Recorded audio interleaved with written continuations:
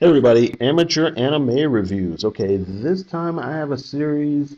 The original title, I guess, is I don't know how to say it. I guess it's Mimosine or Mimosine. It's Mnemosyne.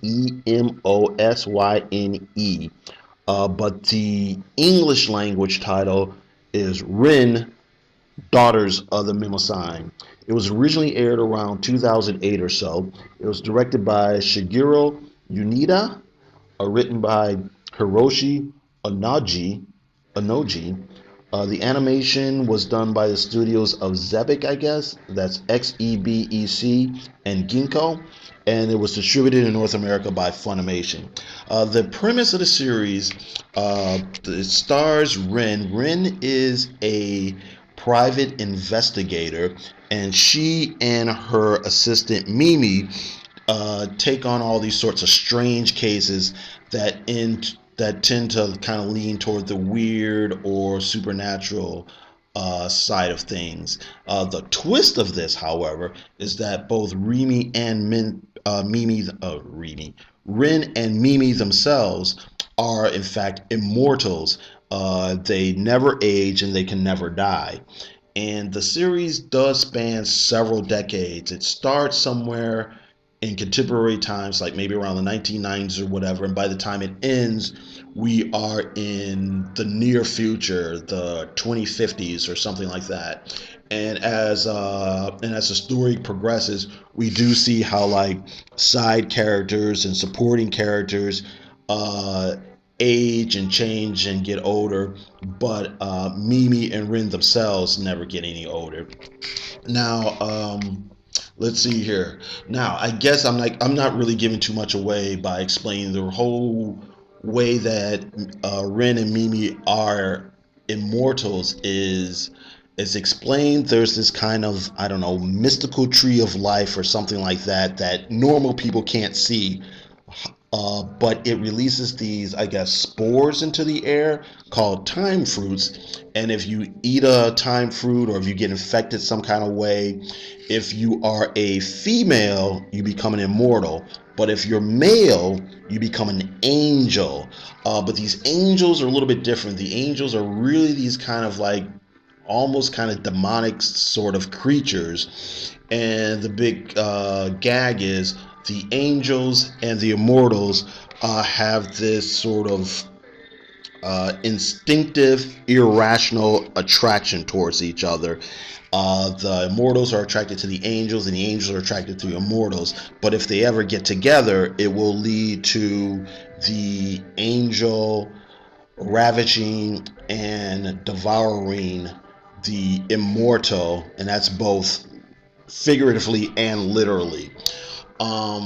So that's a kind of an ongoing thing that's part of the series. As the series goes on, we follow Mimi and Rin as they take on various cases. In the meantime, there seems to be some bad guys who are out to get Rin and who are kind of, have some sort of evil plans that do get explained later on in the series. And everything does come to a head with the supernatural world and the normal world, and who's up to what, and what's happened to Rin, and what's happening to Mimi, and all their friends, and so on and so forth. So let's see here. For the most part, I actually enjoyed this series. I thought it was very, very different. It's not quite like anything I'd seen before. I thought it was well written. I watched the English dub. I thought that aspect was handled for the most part pretty well. And yeah, I like the character designs. The animation was different, and for the most part, it was pretty well done. Now, I will say this. There's a fair amount of nudity in this series. There's a fair amount of sexuality, as well as a bit of violence. And it's all dealt with in a very, very frank way. I would not watch this series with children in the room. And I can see how somebody might find some of the images and things kind of disturbing. But having said that, and it might sound weird, watching it, I actually, for the most part, I didn't think it was too gratuitous. I thought a lot of the like I said, a lot of the images and things having to do with sex and whatnot were actually part of the story. It seemed like it came from the characters and some of the themes that that they wanted to explore. Um, I would contrast that to something like maybe High School of the Dead. I haven't seen the whole series. I've seen maybe about half of it. But with that series, it's really upfront and in your face about what it is. It's fan service, it's zombies, it's gore, it's, pretty young people falling in love, and that's it. It doesn't have any pretension about what it's doing, and it works on a very, like I said, in your face, visceral way. Where here, like I said, you still have, the sex and the violence and whatnot. But I think they were going for something, slightly more, I don't know, cerebral. And I think, maybe a little bit more intellectual. Maybe even kind of tipping it over to the pretentious side or whatever. But I think they were going for something that worked on, a different level as opposed to just a shock level or whatever.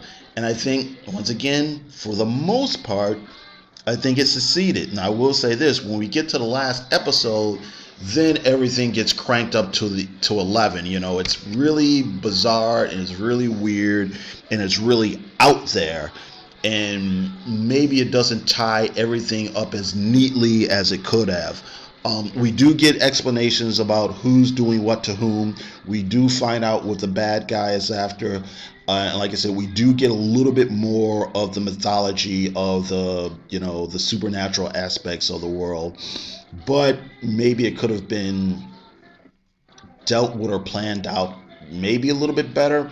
I'll say this: I think the series as a whole might have benefited if they actually added a few episodes, maybe a few more episodes that kind of showed us how Ren and Mimi work in their normal day-to-day lives, and maybe a little bit more of laying out the supernatural world, as well as showing who the bad guys were and what they're up to, and like exactly why they were doing what they were doing.